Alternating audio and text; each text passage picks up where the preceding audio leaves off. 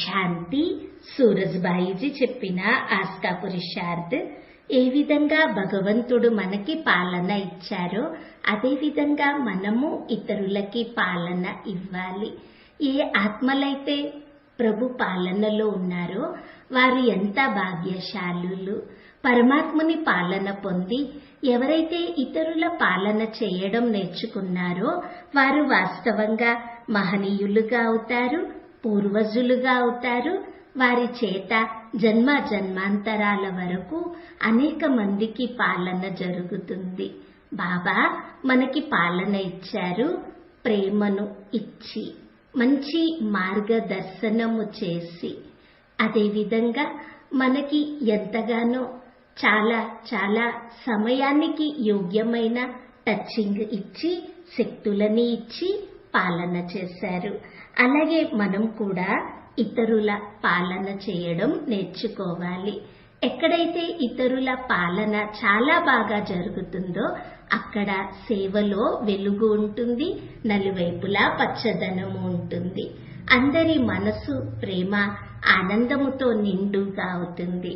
ఎక్కడైతే పాలన యొక్క లోటు ఉంటుందో అక్కడ వ్యక్తుల మధ్య దూరము పెరుగుతుంది, సమూహంలో ఏకత లోపిస్తుంది, నిస్సారత్వము కనపడుతుంది. సేవలో సఫలత కోసము కూడా పాలన అవసరము. ఒక మొక్క పెట్టినప్పుడు దానికి పాలన చేస్తాము, నీటిని ఇస్తాము, ఎండ గురించి జాగ్రత్త వహిస్తాము, దానికి చక్కగా రక్షణ ఇస్తాము. పశుపక్షులు దానిని తినకుండా రక్షిస్తాము. అదేవిధంగా మనము ఏ ఆత్మలని బాబా పిల్లలుగా చేస్తున్నామో అనగా మొక్క పెడుతున్నామో వారికి పాలన ఇవ్వడము, వారిని ముందుకి తీసుకువెళ్లడము, వారికి అవకాశము ఇచ్చి వారి యోగ్యతలను ఉపయోగిస్తూ లాభం పొందడము, వారిని యోగ్యులుగా తయారు చేయడము. ఈ పాలన అంతా మనము ఇతరులకి ఇవ్వాలి. ఇది చక్కటి కళ. పరమాత్ముని పాలన మనము అందరికీ ఇవ్వాలి అని అటెన్షన్ ఉండాలి.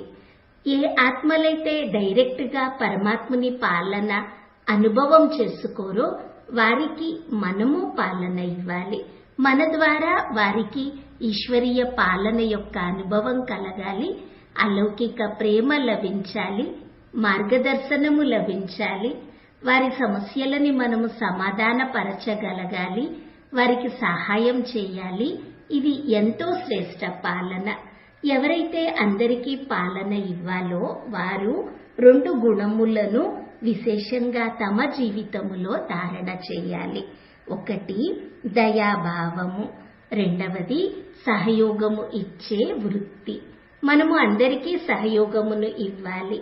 ఏ ఆత్మలైతే మన వద్దకి వస్తారో వారు సంపూర్ణంగా లేరు, వారు ప్రాప్తి పొందాలని వచ్చారు, సమస్యలని తోడు తెచ్చుకుని వచ్చారు, సమస్యల యొక్క పెద్ద పెద్ద బరువులు తల మీద మోస్తూ వచ్చారు. మనము వారిని తేలికపరచాలి, వారి భారమును దించాలి. మన వద్దకి రావడంతోటే ఏ వ్యక్తి అయినా ఎంతో తేలిక పడితే, సంతోషంతో నిండుగా అవుతే వారికి మనము ఎంతో శ్రేష్ట పాలన చేశామని అనుకోవచ్చు. మన దగ్గరికి రాగానే ఎవరైనా భారంగా అవుతే, డిస్టర్బ్ అవుతే, మన మాట విని ఎవరికైనా దుఃఖము కలిగితే మనలో పాలన ఇచ్చే గుణము లేక సంస్కారము లేదు అని అర్థం చేసుకోవచ్చు. బాబా కోరుకుంటారు, నేను ఏ విధంగా ఆత్మలందరి మహానాత్మలందరి పాలన చేశానో ఇప్పుడు ఈ మహానాత్మలు తమ తోటి చిన్న సోదరి సోదరుల పాలన చేయాలి అని. కావున పాలనను తన స్వభావంగా మార్చుకోవాలి. ఈ రోజంతా మనము ఈ ప్రపంచానికి పాలన ఇవ్వాలి, ప్రకృతికి పాలన ఇవ్వాలి. ఈ పాలన వైబ్రేషన్స్ ఇవ్వడం ద్వారా జరుగుతుంది. అటెన్షన్ ఉండాలి. ప్రపంచంలో ఇతర అన్ని రకముల పాలనలు మనుషులకి ఇవ్వగలరు. కొంతమంది వైద్యపరంగా సహయోగము ఇస్తారు, ఇంకా ఎన్నో రకములుగా ఒకరికి ఒకరు సహయోగము ఇవ్వగలరు. కానీ వైబ్రేషన్స్ ఇవ్వడము, వైబ్రేషన్స్ చేత వాయుమండలమును పవిత్రంగా పవర్ఫుల్ గా చేయుట, వైబ్రేషన్స్ ఇచ్చి ఉదాసీన ఆత్మలు, నిరుత్సాహంతో ఉన్న ఆత్మలు, తమ సర్వస్వము కోల్పోయిన ఆత్మలకి మరలా సంతోషము ఇవ్వడము, వారి జీవితంలో ఆశాకిరణములు చూపించడము, నవ జీవితము ఇవ్వడము, ఈ పాలన మనము వైబ్రేషన్స్ ఇచ్చే చేయగలము. ఈ రోజంతా అభ్యాసము చేద్దాము. నేను మాస్టర్ సర్వశక్తివంతుడను, గ్లోబుపై ఉన్నాను. పరంధామంలో సర్వశక్తివంతుడైన బాబా ఉన్నారు.